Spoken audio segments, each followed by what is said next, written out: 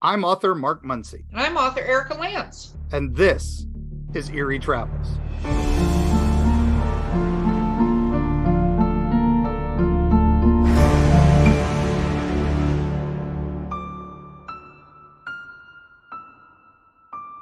Greetings, travelers. Greetings. Oh my gosh, it's been a week, but it feels like it's been forever. So I feel like it's been like 10 months. That's I perfect. know it's we're back in the slow times. We're too close to the black hole where everything speeds up. We're the opposite end of the ship where everything slows down. So Oh my gosh, yeah. Speaking of black holes, did you see that they announced that black hole in space thing? Like that they blew it up and colored it in and oh yeah, James Webb technology, man. We're getting all kinds of fun stuff with that. And they had the AI color it. I'm like, are we, we're and then it's like heading kind of our way. This isn't fun, gang. This isn't fun. So and Elon, let's get those starships launching properly. Come on, we all need to get out of here at some point. We gotta get out of this galaxy, let alone the solar system, let alone this planet. Come on. So yeah, no, there's quite a bit there, right? and it's gonna take, this is not something that's gonna take oh, we'll do this in our next generation or the generation after us. No, this is gonna take lifetimes. We know this, but we got to make these baby steps now or we're never getting out of here. Everybody's terrified of things that are going to happen in the next 5-10 years. It's like, dude, eventually the sun explodes or we get hit by the Andromeda galaxy, one or the other, and either way we got to be long gone. So Okay, I'm just going to point out that I don't know that you're starting this off with a lovely oh, spark. power of What the positive heck? thinking. We're gonna get out of here. Okay. Okay, so I have a news story because we're going to do listener tales today. Oh my gosh, Right? another fun thing of listeners, and we finally got enough to do a second one. So this is great. Well, actually, we've been getting a ton, gang. Thank you so much for sending us those listener tales. Just go to the website, click on the send us a story, or message us on Facebook or any of the social medias, really. And then we're also getting comments from the YouTube channel now. So and we're being able to we're able to use those too. So Yeah. thank you all so much for the participation. It lets us know we're loved. Oh my gosh, Erika and I have such fragile egos. So Yeah, that's a problem. but That's a problem with both of us. you said you have news. I do. Well, Paranormality Magazine, our friends there. Oh, Please feel free to subscribe, guys, if you use the code Travelers, right? travels. Travels. You'll get 10% off or something like that. But 10% off, which is and you get, and you can use it for the subscriptions or the digital subscriptions or even just the merch. They have some really cool merch too. that's true. But and in this I'm gonna just say in advance, this was debunked, but it's pretty neat to look at, right? Oh yeah. Yeah. Is a man claims his Ring doorbell recorded a flying angel. Yes. It was beautiful. Yes. So Robert Mansfield, a father of three, captured footage of what he believes to be a flying angel on his Ring doorbell cam. The video was taken by his partner, Stephanie Scott, while she and her son, Oscar Scott, were returning from a dog walk on March 7th. The mysterious mark appears above them in the night sky, then drifts upwards before vanishing altogether. So Yeah. it's a really neat story. It's kind of a little bit of a tearjerker story because he believes it's a guardian angel, but I think it was a moth, right? Or something. I think it's either a moth or a praying mantis. And that's the problem with these security camera footage. Everybody's convinced that these are the highest definition cameras in the world. We get this a lot with trail cam videos too. Oh, we saw Bigfoot. We saw this on the trail cam, and it's this blurry, crazy thing. And that, that's pareidolia, seeing what we want to see. It's obviously a bug that flew too close to the camera, and because the camera's not high definition enough, it looks like that. I get that a lot from people who are asking, hey, I think I need a paranormal team out on my property because look at this. And obviously it's a ghost, and it's a spider web, too Yeah. close to the camera. And and then, or it's, it's a moth, or down here, palmetto bugs, or as everybody else calls them, roaches. Yeah. Well, and I'll say one of those coming at you can seem like a cryptid at times. Oh yeah, they're big and they fly, and they sometimes carry heavy weapons. So, yeah, that's true. And we're not saying everything can be explained, so I just want to say that way in advance. Yeah, I'm not saying it all is, and I'm not saying, if you see some strange anomaly on your camera, don't send it in. I'm just saying, don't be mad when 90% of it turns out to be something easily explainable. So, you're not going to be on Paranormal Caught on Tape every time. So that's very true. So we should say that in advance. Okay. So Mark, you want to dive into our listener tales? We're going to start with some YouTube comments, right? Yeah, I think we should. One of our favorite people who has been commenting on almost every episode, and thank you so much, because the more comments we get, the better it gets for us. The algorithm loves us and finds us. So if you're not listening, if you're listening to us on Spotify or any of the other, Apple podcasts and all that, thank you so much. Please leave your likes and subscribes, and leave us your ratings. We're happy, even the bad ones, we're happy to hear them, just because we want to know what we need to do to improve. Well, we want to know what you think. I mean, we'd love to hear what you guys think out there. Even if you don't agree with me on the vampire thing, I know I'm still right. So, but you can tell us. That definitely got us a lot of comments, but this one was actually from our previous Listener Tales episode. So I thought appropriate to bring out.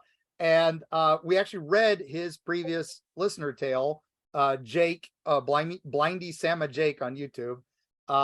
They replied again and said, and because we didn't know what to call him, he replied, Jake or Blindy is fine. I use talk to text, so apologies for any mistakes. I'm terrible about proofreading. I have a fun story about an old hospital that was in my area. It was bulldozed now. The hospital was haunted for sure. Long story short, my dad was in there before the hospital closed, and that's how he found he had diabetes. And I encountered an elderly woman wearing a hospital gown. She was very nice, and I thought she was an actual person. My mother had come to find me, and when she approached us while I was talking to who I was talking to, and I said, that nice lady, and she said that there was no one there. I turned where the old woman had walked away, and she was no longer there. She was very sweet, though. So, Jake, thank you so much for sending us that again. And I do love that your brother reached out, Micah, and he reached out and commented as well, based on. Wait. Hold on just a second. I want to thank this gentleman that he had a nice ghost experience. Yes, they're not all scary. They're not all terrifying. And yeah, Jake, you're awesome, and that's great. And hospitals, definitely one of the most common places we get reported of ghosts and strange sightings. But his brother Jake, or Micah, replied, said, Jake's brother here, and he was talking about where we had the listener tale last story where they were talking about their haunted house. And Jake said, definitely lots of stories from that house, and asked his brother, did you ever see the guy at the top of the stairs? We didn't get a reply to that. So Jake, you got to let us know. Did you ever see the guy at the top of the stairs? I want to know that. The guy at the top of the stairs sounds terrifying. It could be our Hat Man. So Jake's brother, we would like that story, please. Yes. Please send us that story, because that sounds not good. I already got chills just by you reading. Did you ever see the guy at the top of the stairs? I'd like to hard pass on that. Is that an option? Can we hard pass on the guy? No, we need the story. We need the story. So yeah. Oh my gosh. But that's too much. That's too much fun. That's too much fun. Agreed. I was very happy about the next ones, because these came from our Mandela Effect episode. Oh. And I knew we were going to get some feedback. I didn't know we were going to get as much feedback as we got. And this one's from Charles Moen. It's my favorite. I went to see the big screen with my new wife to see Moonraker, and I remember her with braces. We're talking about Dolly's braces. The big conspiracy. And then yet another one, Donald Blair. Oh my God, Moonraker brought back so many memories. I remember the girl with the braces in love with Jaws. How is that wrong? I also remember the Monopoly guy having a monocle. Yeah, that's another Mandela effect, where does he have a monocle? Doesn't he have a monocle? People remember him with the monocle, but he has never had a monocle. I think He this doesn't. I remember him with the monocle. that's another Mandela effect. That's from the alternate history that he had the monocle because he doesn't. So What? Now I'm yeah. looking this up. First of all, Mandela effect. We've gotten so many people at no, there's one with him with the monocle. Where is this from? Oh, no, it's a Mandela effect theory. Yeah, it's saying this is what people remember versus what it is. Yeah. We should say what the Mandela effect is One more time. briefly. Yeah, go back to that episode, gang. It's but it is basically where you have a memory of a certain thing happening and it didn't. And a lot of people share that memory with you, but it's not the real history. And we have lots of theories of why that is. And we still don't know. It's one of those great mysteries, and it will be talked about by conspiracy theorists and people like us on podcasts for many, many, many years to come. But I'm still a fan of that. It all didn't start till after the Hadron Collider started. So, parallel universe. Oh my God, multiple dimensions, parallel universes, all sorts of stuff. You totally screwed me up today, Mark, because I was like Monopoly guy. Of course he has a monocle. No, we're back. So we're gonna have to do a follow-up on Mandela effect at some point, I'm sure. Oh my God, follow up on Mandela effect. Okay. Well, you know what? I will throw this out there for our listeners. Since the Listener Tales episode, send us your Mandela effects. We would love to see yours because there's so many and we can cover them in the show. One guy gave me a whole rundown of the one that he was most disturbed by at MegaCon, which was Fruit Loops. How do you spell loops in Fruit Loops? Isn't it LOOPS? Right. But and FRUIT, right? I would think so. Now I don't know. I don't even want to say anything anymore. I keep fucking things up. What is Yeah, exactly. He had it as Fruit Loop cereal, no S. And then the fruit was FRUTE. And I think that's from Fruit Brute, which was a monster cereal. And he's gotten those two confused, but he gave me no end of 20-minute diatribe on why that is a Mandela effect as well. And that was a cereal that changed from the 70s to the 80s. And it's a fun dive. And like I said, these people who have their Mandela effects are very, that's their hill to die on. And mine is Dolly had braces. So Dolly from Moonraker had braces, 100%. I will die on that hill. Oh no, I think you and many others will die on that hill, apparently. Oh my God. So in 1959, I'm going to dispel this Fruit Loops thing. Okay. In 1959, the cereal that is now FROOTS, whatever, was originally called Fruit Loops, spelled the way fruit is spelled. Right. In 1959, it was originally spelled that way. Yeah, and they changed it in the 70s, right? Yeah. Now he's saying it was never spelled that way. No, it was in 1959. It absolutely was spelled that way. And that's what I whoever you were, I apologize. I think that one is just a misremember. So it looks like many. Maybe it wasn't changed in the 70s. This is starting a whole thing. Anyway. Welcome to the Mandela effect. Oh my God. Okay, I'm not going down that rabbit hole. We don't have time. That's what happened to me with Moonraker. Oh my gosh. Like I feel like my brain is broken now. What the heck? Oh my God. Yeah. But we do love seeing the people in person. So please come out to the events that we're at. We would love to see you. Yes, we've done some recently. We've got more coming up. I believe as this one airs, we're going to be gearing up for Small Town Monster Fest in early June. Yes, in Canton, Ohio.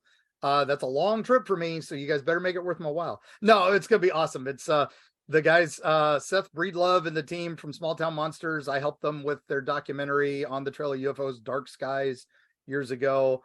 But they also do our good friend Shannon LeGrove Into the Fray. She's one of their hosts.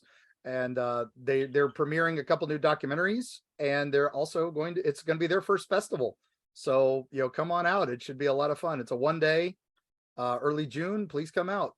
Yeah, no, that's one of them. You can find everywhere we're going to be on our Erie Travels website. You can find out where we're going to be. The appearances tab. It links also on our Facebook page.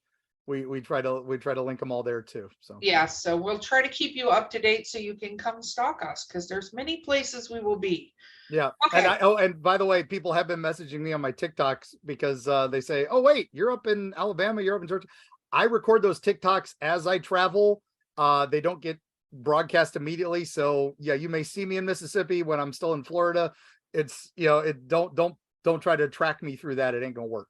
Yeah, we are not one of those people that's sitting around waiting for somebody to find us. Yeah, That's yeah, not a yeah. thing. So you're not gonna be able to bump in. You may bump into us on some strange trail or some haunted location, but by sheer luck. But it's Or you may bump into the alternate dimension version of us. Let us know if they're nice. We'd like to know. the one that says Dolly didn't have braces. Yeah, exactly. Okay, listener tales. I get to go first. All right. I'm going to do a little one. This is a baby listener tale. Hey, that was sent to us by a gentleman named Gene. Hey. It says, in central Kentucky, my dad and his family all used to tell stories about a snake-like creature that was as big as a log that stayed around a place that they lived when he was a child. My grandpa said it had to be at least 16 feet long. They said they saw it in the winter and the summer, but that it moved much slower in the winter. Pawpaw used to say that he hit it with an axe and it didn't even act like anything more than an annoyance.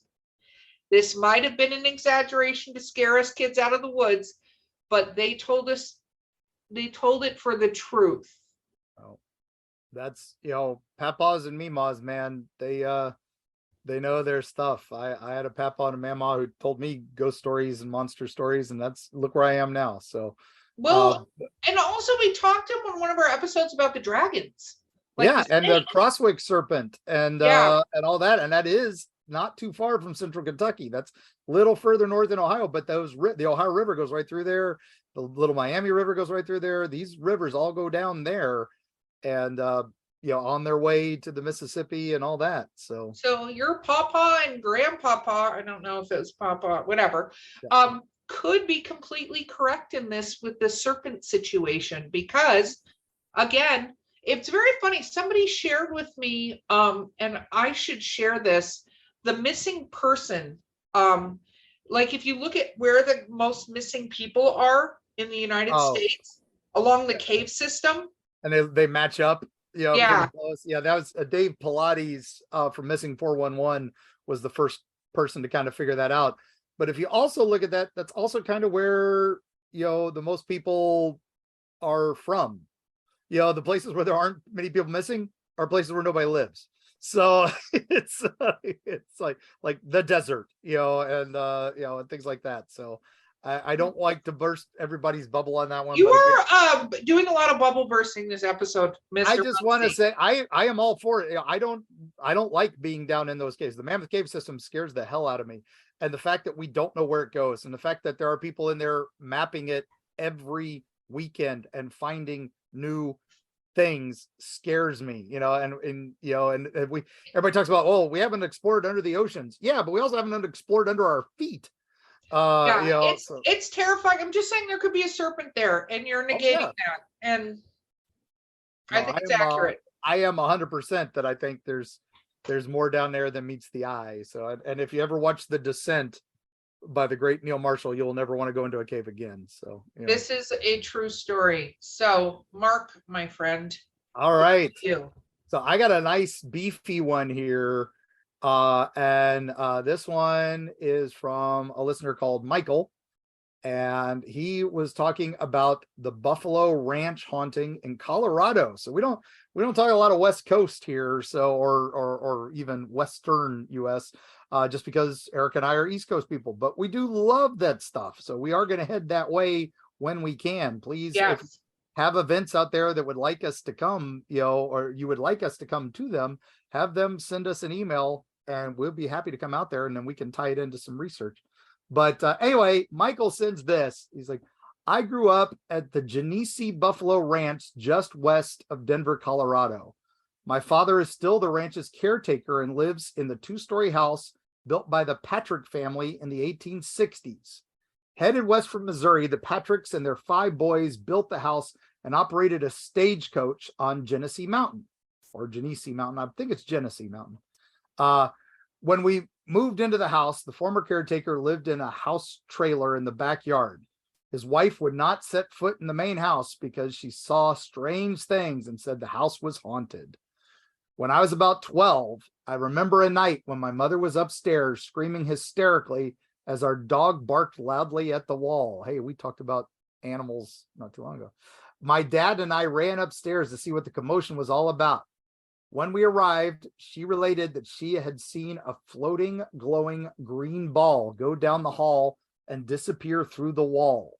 I slept with the covers over my head for the next several weeks. Hear, hear. The next haunting came about 6 months later, a night that still feels as if it happened yesterday. As I was sleeping, my father woke me up and asked me if I could hear music in the house. Barely. I could make out the faint sounds of a fiddle or violin. Dad had already checked all the radios and they were not turned on. We searched for the music source and went downstairs, where you hear the music coming from the upper story and then vice versa. When we went outside, we could still hear the music coming from the house. We continued to hear the haunting music a couple of more times that same year. A few years later, we received a book from a local historian describing the complete history of the house and the Patrick Jenner family. Information that was unknown to us until we read the book. The first murder in Jefferson County happened in our front yard in the 1870s when one of the Patrick brothers shot and killed another brother in a dispute over a dog. The brother he killed was known to be very lazy, and the only thing he liked to do was sit around and play his fiddle. When I read this and remembered the fiddle music during those nights, a cold electric sweat ran through my body. I like that phrase. Good turn of phrase there. We also found out that the boy's father is buried somewhere in the yard, but there is no marker. The house has been peaceful for several years now, and hopefully the Patricks are now at peace. I still get a chill when I hear fiddle music. Yeah. Oh, Oh man. okay. I just got so many goosebumps. I just had goosebumps on top of goosebumps. Yeah, geez, that's a little wild, right? Nope. So I have questions. I have some layers of questions. My first question is, how big was this glowing green ball that your mom freaked out about? I guess because of our experiences with paranormal and hearing paranormal stories, I don't know that a green floating ball would freak me out that badly. I mean, we talked about this in the episode recorded recently with my daughters, talking about the ghosts here. I'm sad you couldn't join us for that, but I'm sure you're going to enjoy listening to it. I will. But they talk about a floating blue ball that they've seen in the house that I've never seen. So, but some of their friends have seen it too, and I'm curious because I want to see that and I want to see how I react to it. Well, you're probably not going to see it because obviously it doesn't want you to. You've been there forever and you've never seen it. But it is really interesting about the fiddle music and the moving, because I think we've all had kind of experiences where we hear a noise and you move around and you're hearing the same noise. Like the noise is not changing where dimension it came from. or yeah. Are you hearing it in your head or are you hearing it? You know. Yeah. We my buddy Chip, who is hard of hearing, we were recently done because I had my ear surgery and I was saying how I couldn't hear out of this ear, but except I get tinnitus in it, so I can hear some ringing in it. So I know my hearing's coming back, just a matter of time. But he was joking that he's had tinnitus his whole life, and he could kind of sometimes it sounds like a band tuning up, and sometimes he can even figure out which song they're tuning up to. Oh my goodness. I was like, yeah, that's kind of fun, yeah. I also think it's interesting that somebody's a book going, here's what's haunting your place. That's nice. Yeah, the family history books are always fun. It's amazing what you can find out when you go to your local history archives and just ask. Some of the bigger cities, it's a little trickier because the archives have to fight with the local museums, and the local museums may have it or the local library may have it.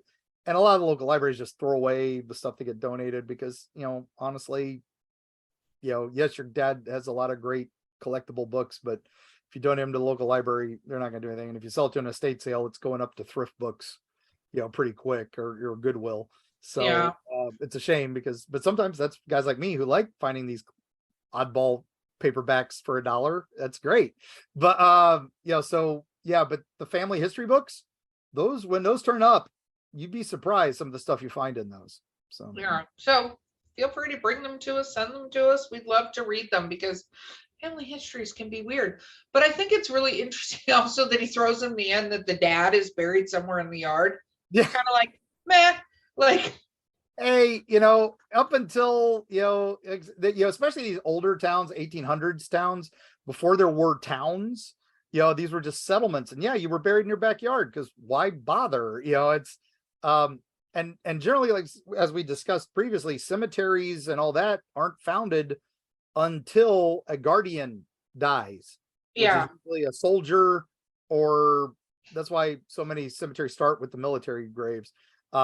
But that's also why in Europe, they sometimes would kill a pet to guard the cemetery, which, I'm sorry, Callie, but that's, many a puppy are guarding graveyards. So, well, yeah, no, absolutely, absolutely terrifying. Actually, had somebody tell me a graveyard ghost story the other day on the Drinking with Authors podcast. oh, They said that they were walking through a cemetery and there was like an embankment where there was a bunch of trees and like a forest thing, and then another side, kind of like a little valley where the graves were, and they were about 10 or 12 feet in front of their mom, and they were 10 years old, and this black form comes out of the graveyard and goes across into the forest that looked like a person, but it never touched the ground. Like clear as day, they saw the outline of a person. Maybe watch out for the shadow people. Yeah, definitely not a lady in white. No, well, I'm still convinced the lady in white is a demon anyway, or some other kind of creature. That's a whole different topic, I think. Well, okay. before we go to the break, let me read this next short one. I think this Yes. next short one's pretty good. So this one is from Jay Edwards. And he said, a friend and I were sharing stories last night, and I told him about the UFO I saw one night, and he responded with a story of his own. He said that he was around 10 or 11 and was staying with one of our friends overnight when he looked out the window and saw what he describes as a Nosferatu type creature looking at him. The way he described it is it was upside down, looking inside the window like it was on top of the roof, pale white skin, long pointed ears, human type face. Has anyone heard any stories of similarities? By the sound of it, it sounds as though the creature realized he was spotted and went out of sight. We live out here in Kentucky, if that helps out anybody. So there's a lot to unpack here. Oh my God. First of all, Kentucky seems to be a theme today. That's where our audience is. We love you guys. And that's where I spent all my childhood in Kentucky, so I can't go wrong with that. I'm not saying it's bad. I'm just saying it's funny that two of these stories are funny about that is that at the beginning he's talking about the UFO he saw, he's talking about, but he doesn't write that in our email. So it's like, come on, guy, let's get that email. Mr. J. Edwards, we need your UFO story. Yes, okay. Yes. And then now what gets me about this is this stands out in my mind of another Kentucky story, and that is the Hopkinsville Goblins, which I don't think we've done, but they're in my book, Erie, Appalachia, available from fine booksellers anywhere. But the Hopkinsville Goblins is a famous encounter where a family meets basically ETs, little green men is coined from this encounter. They were the first, but they were actually gray, which is funny. And they are flying at this house, and of course the house fights them off with shotguns and chases them away. But one of the famous things is it drops down from the roof, and that's how they knew they were on the roof, is they could see one peeking in to the roof. Now the Nosferatu style face, which for those of you who don't know what Nosferatu is, we're talking about the original 1920s silent film version of that starred Max Schreck and Sheridan I can't remember the director's name now. Oh, I'm gonna get so much grief. The director was Werner Herzog. And it's one of the greatest silent movies of all time, and it was banned because it basically ripped off Dracula. the whole story. And he was just called Count Orlok.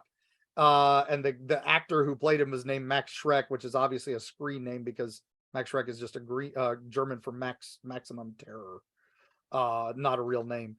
So we really don't know who played this vampire. And it was remade a number of times. And he's got the bald head, he's got the rat-like teeth, really elongated fingernails. You'll see pictures of him. Of course, we talked about What We Do in the Shadows. The Peter was based on the Nosferatu style. So and now we've got The Last Voyage of the Demeter coming out this August, and that's going to have that type of vampire in it too. So yeah, I get that image. It's bulbous head, so it's very gray alien, just a little more desiccated, and that's kind of what the Hopkinsville goblins were, the early grays. So this, and you're in Kentucky, which is not far from Hopkinsville is in Kelly, Kentucky, or near Kelly, Kentucky. So, it is what it is. So is it a vampire? Is it an alien, or is it a goblin? I think this is a vampire. I think this is not a vampire. I think this is an alien. I'm kidding. I don't think a vampire would be peeking in your window. As we know, vampires sparkle in the twilight. As we they are the not dominant. Even start. I still prove my point on that. But it's very interesting because there was there's another theory I'm going to throw out there, and then we're going to go on a break and people send me horrible comments about this. But do you remember Chud? The cannibalistic humanoid underground dwellers? Yes. No, of course I remember. I'm going somewhere with this, Mr. Muncy. I'm excited to hear this. Well, I kind of wonder, because there's a lot of talk about people who live off the grid, super live off the grid, that are in the mountains, whatever, right? Yep. But there are people that have been found to live in caves and be more nighttime dwelling people. Because again, it's kind of like I'm sure we'll do an episode on this at some point, but like the blue people, right? Oh yeah. And so, and it's a documented medical condition that can occur that turns your skin blue. But I kind of also wonder, is this an actual person that maybe has been living out of the sun too long? Because that creates a lot of very interesting effects when you don't get vitamin D, which is why we need to go into the sun for vitamin D, vitamin K, things like that, right? Yep. And guess what's underneath this area in Kentucky is the Mammoth Cave system. So it could be Friends of Our Serpents that live down there and do all that. So yeah, this is going all the way back. Do you see how I brought it? We circled. Look at that. So, and I think on that note, ladies and gentlemen, it is time for a word from our sponsors, talking about going around in circles. Exactly.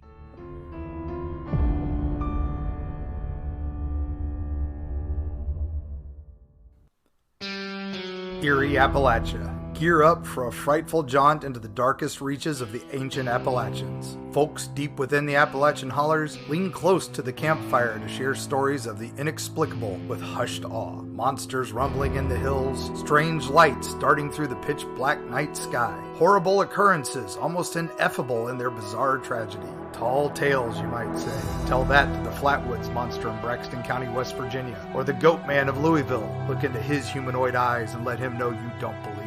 And what of those apparitions in Mammoth Cave's Corpse Rock, or the Satan spawn known as the Jersey Devil? How do you respond when confronted by these mysteries? From the metaphysical energy that swirls near Serpent Mound in Ohio to Point Pleasant's Mothman legacy, Mark Muncy and Carrie Schultz explore the dark history lurking in the shadows of Appalachia. Read by Mark Muncy, author and experts on strange folklore with appearances on shows such as Ancient Aliens, The Curse of Robert the Doll, and many, many more. Greetings, mortals and others. I'm Dick Terhune, the voice from hell. I work with haunted attractions all over the US, Canada, and Europe to increase audiences and enhance their experience with highly effective commercials, narrations, animatronic character voices, whatever your dark heart desires. Let me help you do more, scare more, profit more. Find out more at Voice from Hell on Facebook and at voicefromhell.com. And we're back. We're back. We're back. Wow. We're back. And I love listening to some of those. I love our OG Dick Terhune. He says he's gotten quite a bit of response from us, so he's very happy. So oh, cool, cool. but if you guys haven't, just go to his website, if nothing else, just to listen to some of his free stuff. Man, if you have a little home haunt and you want to spook some people, he's got some great, just some little freebie voiceovers. Oh man, so good. Oh gosh, agreed. Okay. And go back. Okay, let's talk. Oh, I have a good one. Here we go. Yes, I'm excited to hear this one. I am too. It involves the words Girl Scout. I just saw that. When I saw that, I was like, oh yeah, Erika's got to have this one. So okay. So this is from a Trisha Bloom. So hello, Trisha. Here we go. Last summer, my daughter and I spent a weekend at a local Girl Scout camp. I don't want to name the camp and damage its reputation, but something seriously spooky happened to us there. Whew. There's already unfortunate things at I have a Girl Scout camp story, but it doesn't involve ghosts. But let's continue on. Okay. This camp is in the southeast in a heavily wooded area near the mountains. It's a beautiful place, complete with a waterfall, pond, and scenic hiking trails. We'd gone there every year for an annual mother-daughter retreat, and before last summer, we'd never had any problems. The night of the incident, we made s'mores and sang silly songs around the campfire. Okay, I effing love s'mores. I'm just going to say that. Like any opportunity that I can burn a marshmallow and put it between graham cracker and chocolate, I'm 1,000% for it. S'mores. Have you seen the National Park Service's new Twitter? No. Whoever they hired is just amazingly brilliant. Has been some of the best marketing ever. And one of their ones just the other day was s'mores are just like people. Sometimes they fall apart, but we still love them. Yeah, right?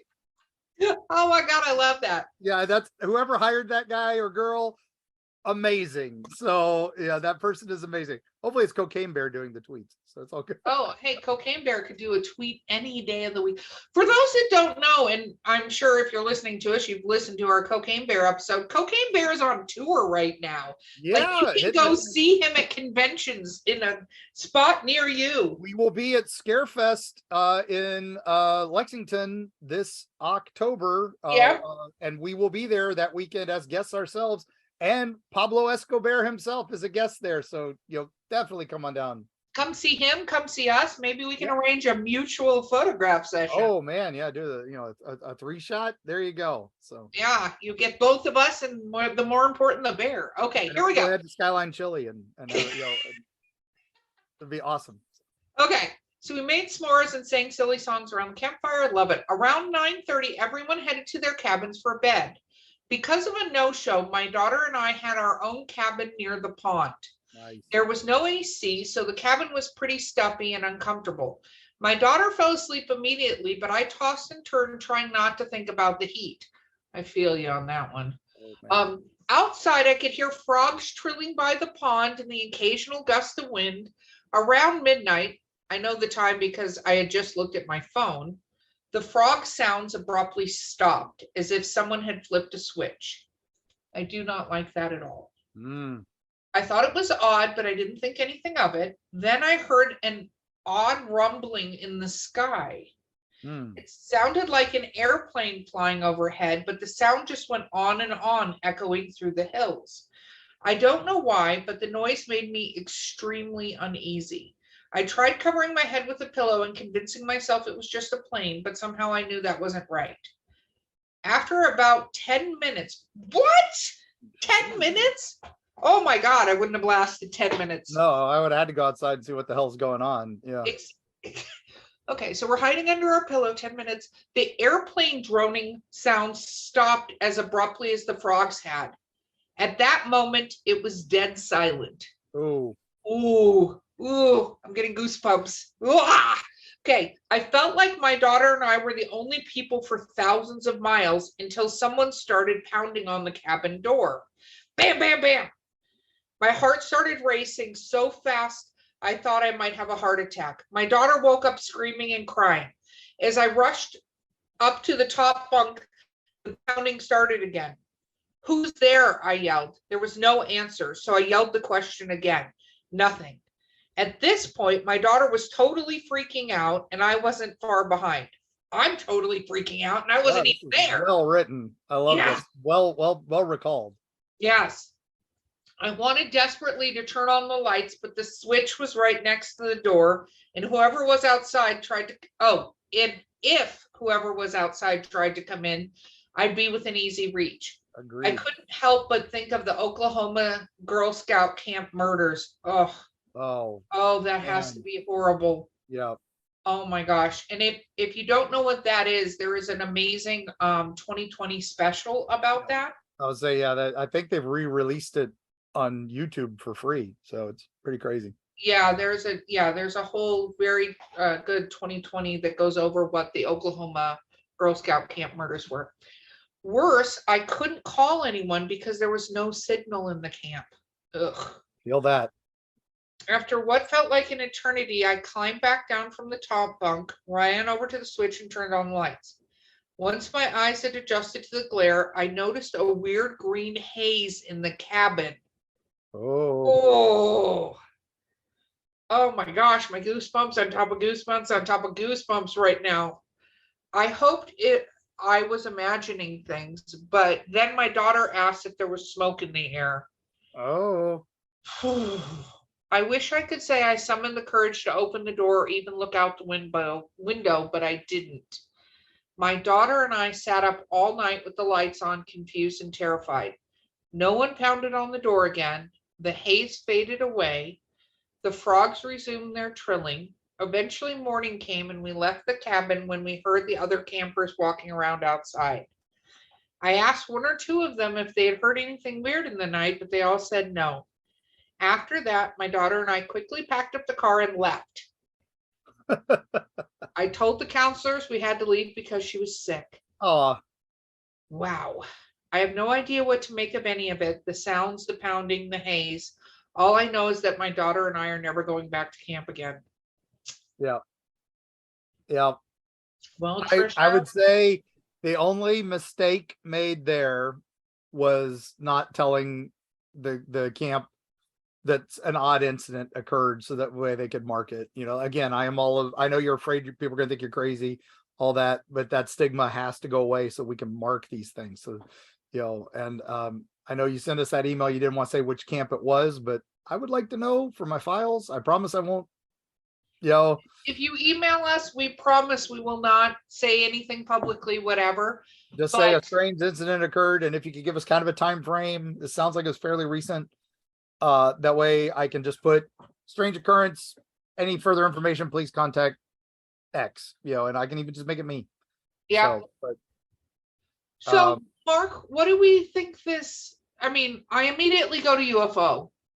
The humming sounds very like that, but that also is the sound of some of the flying humanoids seem to make. Is a hum sound, that people call the Chicago Mothman supposedly made that sound, but that's why some people say, oh, it's a drone. It's not really a monster. But no, this goes way back. Some of this humming sound, the roaring sound. I mean, that's why they called them Thunderbirds for a long time, is they sounded like thunder that would echo for a long period of time. So that's was my first thought. But then the green haze again, then immediately I started thinking, okay, that's portal-ish, alien-ish. It could be many things. The knocking on the door, that could be anything if you don't, especially if you don't open it. So hopefully, agreed. In the middle of the night, everything's dead quiet, and then suddenly some pounds on the door, and there's a green haze. Yeah, it's probably best not to open the door, but you could at least say, "Who is it?" Yeah. Well, and she did. She tried to get them to respond. Yeah. Who's there? Who's there? Who's there? And no reply. So when no reply, then immediately fight or flight kicks in. And if you can't go, I'd armed up. I like that they literally just jump back under the covers, because covers are magical. They protect you. Well, and I first of all, I'm very sorry you and your daughter went through this. Yeah, Terrifying. You know, I'm sure you have good experiences at camp and stuff like that, but it's true is that the more remote you get, and this is not saying don't be remote, right? No. But there are things that are unexplained in this world, and there are things that we don't understand. And, you know, the fact of the matter is this could have been anything. I always feel that when you stop hearing animals, it is a very good indicator of something very dangerous, because the animals will keep going. Like if you're ever out at night and you hear something walking around in the brush and you're whatever, well, if you're still hearing the crickets and you're still hearing the night creatures, not saying that it can't be a bear and stuff, but a lot of times, even with a bear, it goes more quiet because it's a predatory animal. Yeah. And that is a really good indicator that something dangerous is there, because those things don't want to be found either. So I thank you so much for that story. That was amazing. And I'd love to know more. As always, I always want to know more. I'd love to, we'd love to have you on. You could talk about it, and if you want. But it sounds like you did what you had to do, and I like that you recalled that so well. It reads like a wonderfully written short story. So I was very pleased with that one. You took all the joy of the s'mores away. Oh. Okay, I'm gonna do another one, and then there's another long one you get to do. Oh, okay, great. Well, you got a nice one too? Yeah, here we go. Central South Carolina. This is from Martin Hayden. Martin, thank you. Martin says, I work as a surveyor, never had anything really weird happen until today. Were you listening to our podcast? We might bring about it. Okay. We forgot a piece of equipment, so my coworker had to drive about 60 minutes back to get it. While I'm alone down long a swamp bottom. Okay, wait. While I'm alone down long a swamp bottom along the Broad River, I was hiking looking for a point. I feel like I'm not saying that right. No, I think you're right. I think it just okay. Looking for a point, I heard a giant rustling noise, like I jumped like a large animal. Understood. We just said it stirred up something. So yeah, jokingly yelled, "You ain't getting me to say, you peckerwood ass Wendigo." Oh my gosh, we're bringing up Wendigo. Ooh.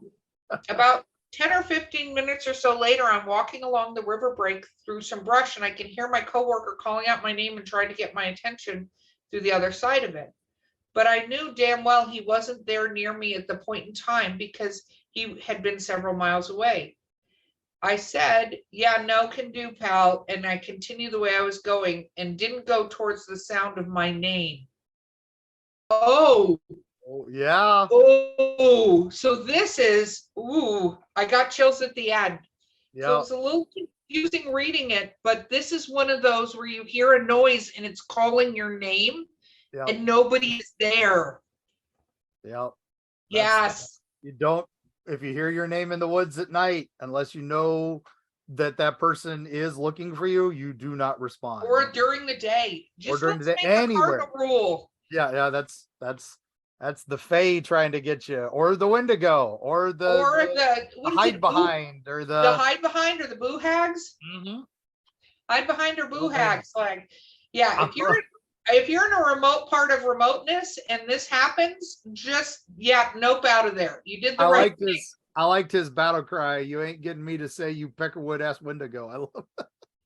I love that. I love it. Just, yes. If something calls your name, I believe that is the scientific name for the Wendigo, is the peckerwood ass Wendigo. That's the South Carolina one. It's kind of like the blue starling Wendigo of the Northeast. It's the South Carolina branch is the peckerwood ass Wendigo. Yeah, Martin, you made a good choice there. And just anybody listening. No can do, pal. That's all you gotta say when something calls your name in the woods. Go, no, thanks. I'm good. Yep, I'm good. Go the other direction. As a hard and fast rule, the Erie travelers here will tell you, if something calls out your name and it's not somebody that you are expecting to call out your name, and you know exactly when they're there, because it will sound like Like I said, that sounded like his friend, but he knew his friend was 60 miles away. So yeah, yep, nope. Yeah. So we used to hear friends and family occasionally, and we would know, okay, no, because that person is elsewhere. So nope. Yep. Just nope. That needs to be the rule. Nope. Go the other direction. All right. So this next one came to us, and I was very happy to get this one because this is a beast. Okay. So you guys are gonna buckle up. And I apologize if I mispronounce some of the words and some of the names here, but it's from Nia Nelson. And this one, man, it's a rabbit hole within a rabbit hole, and I loved it reading this one. So I'm loving sharing this one for you all. So and this is how it starts. I think it's time I tell you all of the story when the lights went out in West Virginia, since I'm sick and fell in sinister, with a smiley emoji. It was a warm summer night in June of 2021. Life was good.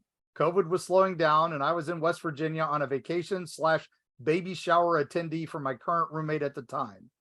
I was with my boyfriend at the time, and if I wasn't, only the mountains know what I would have done. So we were staying in our Airbnb, and this is the last night we stayed. We were supposed to stay till my birthday, the 20th, 2 days later, but left early, seeing how shaken up I was. I'd just come back from Ripley and Cottageville, seeing family and saying my farewells. And I get back to our Airbnb, and my boyfriend is waiting for me. I promised him that we would walk down into the creek behind our Airbnb to see the waterfalls and whatnot. Now, this Airbnb being in Charleston, that's kind of unheard of. So we go down in the creek, and I get a pit in my stomach to leave as soon as I'm with my boyfriend, and he seems fine. We walk down the creek together just a little further. My boyfriend, soon after walking for 5 minutes, stopped and said, "We should leave." I asked him why, and he said that the deer was looking at us. Now, there were deer when we went into the woods, so I just assumed it was normal putting off the stories and whatnot to alarm and whatnot to not alarm my boyfriend, seeing as he was already sketched out. I turned around and said, "Yeah, let's go," and we simply walked away. Time goes by, 8, 9, 10 p.m., 11 come by, and it's time for us to smoke. So we go out on our balcony and smoke and look into the yard, and there it is, looking up at me. Pondering what my next move will be, it's in deer form. What would it do? Now I'm sketched out and tell my boyfriend to come inside, telling him to politely lock all the doors and windows and cover any opening with curtains. Now he knew then that shit was going down, and when I said that, me being a practicing witch and him not. He even knew it was time to turn the outside lights on and put salt by any opening, including the door to the downstairs. Yes, downstairs, where all the electrical and Wi-Fi and water and start winding down. Now, as I started to wind down after salting the openings and taking a shower with my boyfriend, we start to run out of hot water. Unusual, since I only showered earlier that morning, and this is the only water-consuming task we've done. So I say, let's just go to bed. While we were unwinding, we thought we kept seeing distorted face in the front door. Now, as I say it, this definitely was. So now, as I start to fall asleep in my boyfriend's arms, the power goes out, which is not possible since all the other surrounding houses have power, and even the street light by the shed out front has power, which turned out wishing me it never did. As I just try to fall asleep, I hear my name and my boyfriend's name called from downstairs. Ugh. Okay. Ooh. Ooh. We're about the halfway point. Oh my goodness. Yeah. Like, I don't like any of this that's happening right now. Yeah, I mean, this is a little bit of a not deer, I think they're talking about, which is a kind of a more creepypasta urban legend thing, but it's being seen a lot. So it's one of those, is nature creating a thing because of groupthink? I'm not sure. But, well, there are also some other creatures that have looked like deer. Like there are some, where is this taking place in? This is in Charleston, West Virginia. And No. she's talking about there's not a lot of waterfalls in Charleston. I kind of know this area because I grew up near there. I think this is over near where the old Sunrise Trail used to be, which does have a big waterfall that goes right down the mountain, right into the Canal River. But there are a couple of deer creatures that are cryptids that are seen, not just creepypasta. There are deer creatures seen on the side of the roads and stuff like that. Yeah. Okay, continue your story. Right. I'm freaked out, but continue. So we heard noises downstairs. Well, here's the best part. So back to the story. Let's keep in mind that me or my boyfriend don't have keys to downstairs, and the Airbnb owner was in California for the week and hadn't texted he'd be coming home early. So I pulled my phone close and turned the brightness down and text the owner asking if he was back early, and he said no. Okay, cool. Did he have someone come in to check on us? No. Okay, maybe my roommate trying to prank us or something and the owners are in on it. No. I asked him to politely check his cameras. Nothing. Downstairs cameras, nothing. As my heart is beating out of my chest, I say, okay, well, the power is out. And I heard my name being called again as I tried to send the message, and now no Wi-Fi. Oh, no. I wake up my boyfriend because I am terrified, and our car is like only a 5-second sprint from the front steps. So I throw on a t-shirt and he does too. And we get ready to unlock the door when he hears our names again. Then the sound of pacing, not running, pacing up the attic stairs, down the attic stairs, up the downstairs, and down the downstairs. Voices coming from outside the door. And the only thing protecting us was a lock. How did they do it? How did they get in? I did everything I could. I wasn't going down without a fight. I like that. My boyfriend and I only communicated with hand gestures and eye movements, formulating a plan until its shadow was crossed across our room with the big bay window in front and only 2 measly curtains covering it. And the curtains were doing a hell of a job to keep this 9-foot linebacker, rotten egg MFer from seeing us. So we decided we couldn't do it even if we wanted to. Knowing it would be in the 90 degrees blazing sun at around 8 a.m. that morning, we got back into bed and stared away from the window and kept an eye on the door. We had packed up that morning and left by 7:36 a.m. as fast as my Chevy Cruze could take us. We didn't stop, didn't check out of the Airbnb, didn't say a word until 12:39 p.m. that afternoon when we got back to Greensboro, North Carolina at a rest stop where we just held each other and sobbed for about 30 minutes. We have tried to have normal conversations after that on the way back to Havelock, but just sat in silence after the second hour of trying to do so. We eventually got home and just laid in bed together until we eventually slept for 17 hours straight. He missed work and so did I. We didn't leave each other's sight for a week. And that, my friends, is the story of one of many Skinwalker Wendigo not deer encounters.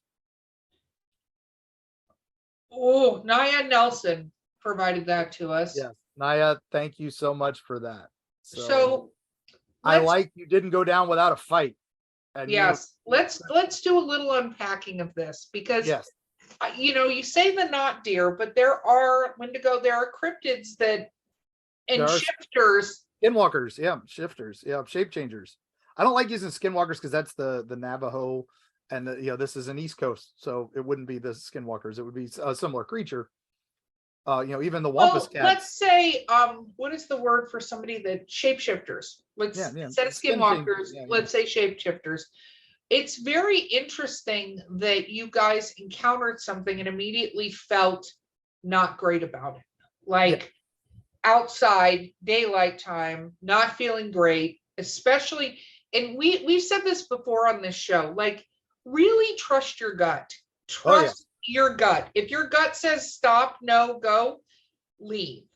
But it's kind of interesting that this all happened surrounding you guys and wasn't happening in the neighborhood, and especially, you think that, they talk about salting entryways and stuff, but to my knowledge, that mainly protects against demons, correct? Depending on your beliefs. Yeah, exactly. It's it is a very common Appalachian witch tradition is to throw salt over openings, and that goes back to it's the same reason the Asian cultures throw rice over the doorways, why some of the Okay. South Americans blow cinnamon and blow things, because it goes back. I mean, I love the X-Files tackled it perfectly, where all the vampires were obsessive compulsives. So they have to count all the things. And that's exactly what the salt is doing. It's supposed to be breaking, they have to count all the grains of salt. They have to count all these things. And that's why you throw them on your entryways and stuff. And that's why you do a circle of it around you, because they would have to count it all before they could step in. So, more modern, it's breaking the circle. You can't break the barrier and all that. But I love that it goes back to that. Yeah. And I think it also depends on where the openings were. I mean, you talked about it getting in the attic. Did you go up to the attic to market with salt? Like, did you? But obviously this thing wanted something from you guys, whatever this thing was. But it could be just something that wanted to taste your fear, and that's, we discussed that. I'm waiting for Erika to hear the Muncy family stories, because you're gonna have comments about that. I'm sure I will, but there is definitely the taste your fear. There are many creatures that live off of fear. They are called fear mongers, and they will, there are fear mongers, there are hate mongers, there are, things that just feed off of emotions, and they're like psychic vampires, but for specific fears and stuff, and they will do their best. That's why some people say, hey, this house had a clown haunting it, but no clowns have ever died there or anything. And that just may be because you have a fear of clowns and it decided to mess with you, so. Well, it's interesting that you say that. I'm about to get off topic from this Wendigo story, but it's also interesting the not deer thing, because there are other creatures. There's one in Tennessee that looks like a deer on the side of the road, but when you look at it dead on, it actually has like a skeletal visage, and I will look it up eventually, but there's a Tennessee cryptid that has the thing on, the side of the road that looks like a deer. I forget exactly what the name of it is. But it's interesting when you were talking about kind of like the Kelpie, the kudzu Kelpie that people are seeing now more and more, is how much can something manifest the fear that exists, especially when it's of a larger group, right? And is it becoming a thing because somebody talked about it, so now more people are willing to talk about it? Or is it becoming a thing because we're making it a thing? And that's, here we are talking again about that fearmonger type thing. This could have, the reason you thought not deer is because this thing knows you're afraid of them. And that's why these are becoming things. And I think that's also chupacabra in places where it's not supposed to be. I think that's these things psychically imprinting on you what you're afraid of, and brings them out. That could even explain some alien sightings, could explain some Bigfoot sightings. It's, if you're afraid of these things, it can pull it in. And that's why these people describe that sense of terror, that sense of fear.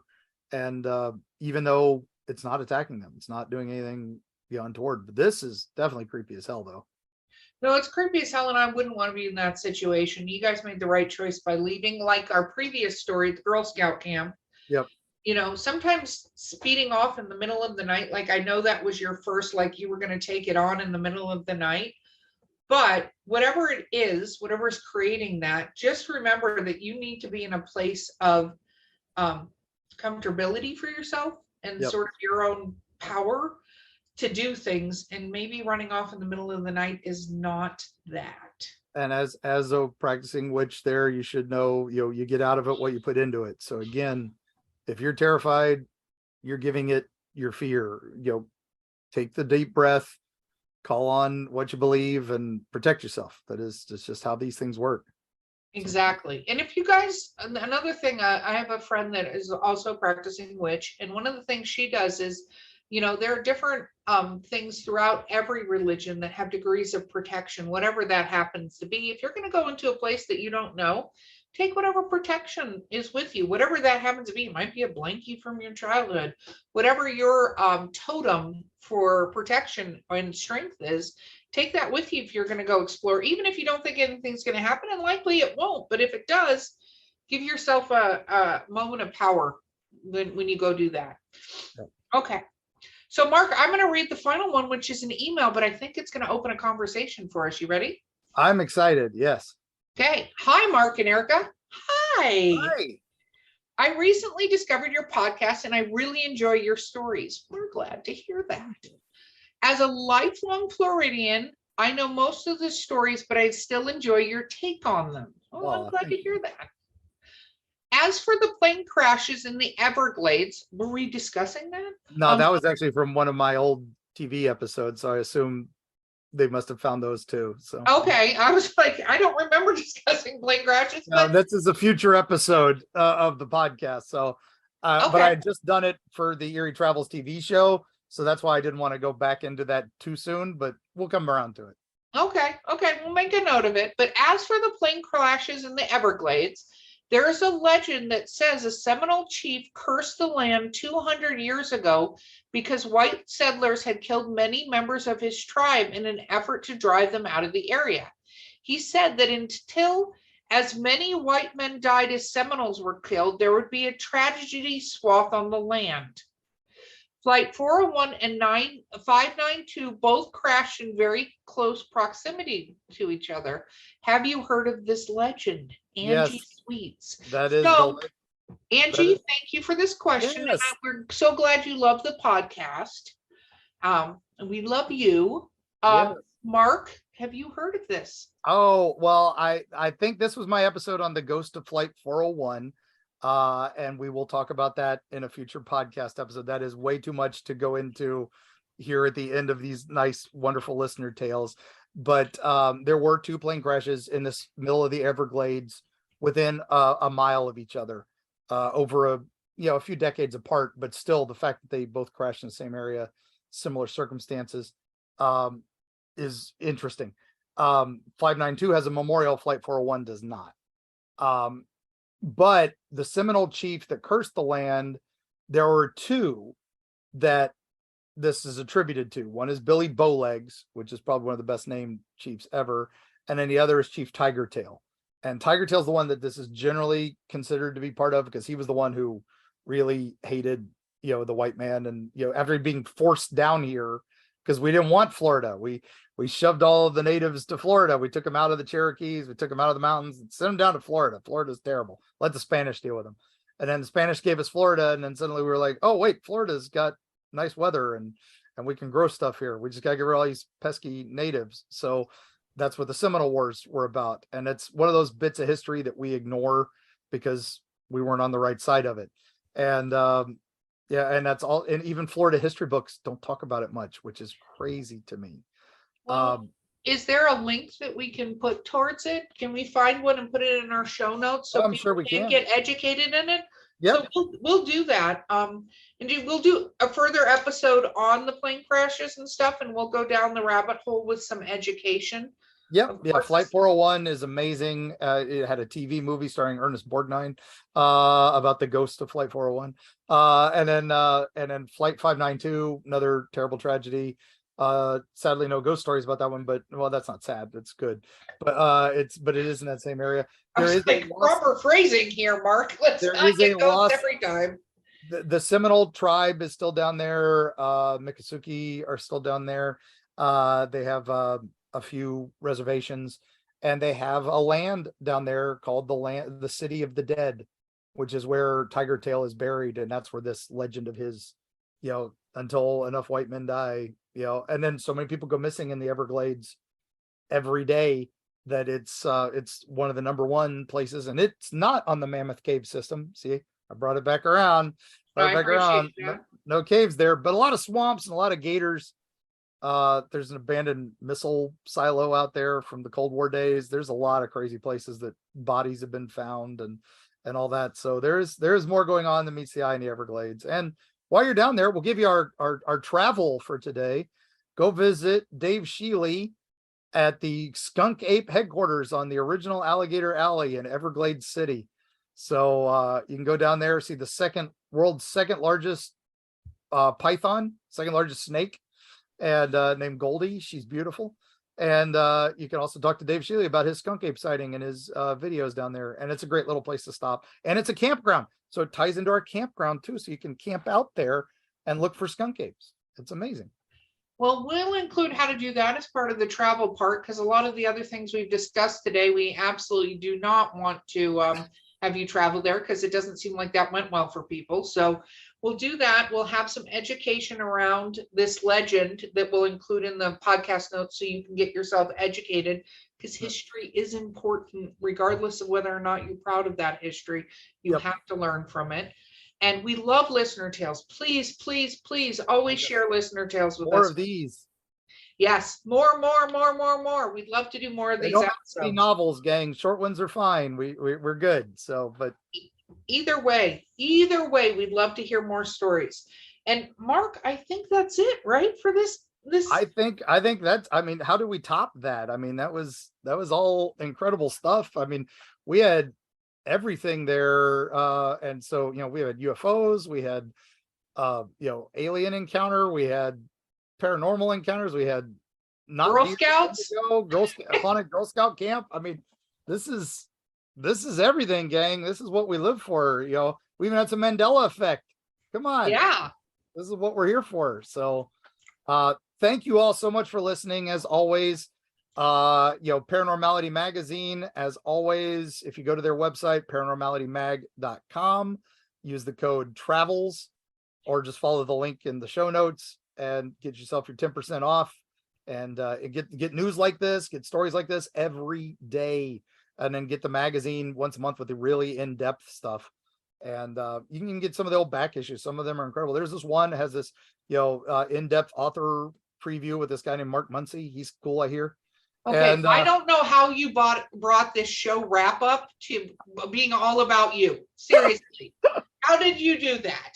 And you can find us on all the things. Please follow us on YouTube if you're listening to us on the podcast stuff, because hey, we throw some stuff up there from the old TV show, and we've been doing our travel videos up there. Follow us on all the socials. And again, thank you to our sponsors. Thank you to Destiny Beard for the wonderful music, as always. And we're going to be interviewing her soon. I'm excited. So, Yes. And as always, Erika, do you want to say anything else? No, I'm waiting for you to talk about yourself more, wrap up the show. One of the two options. All right. Well, with that note, gang, we'll see you on the other side.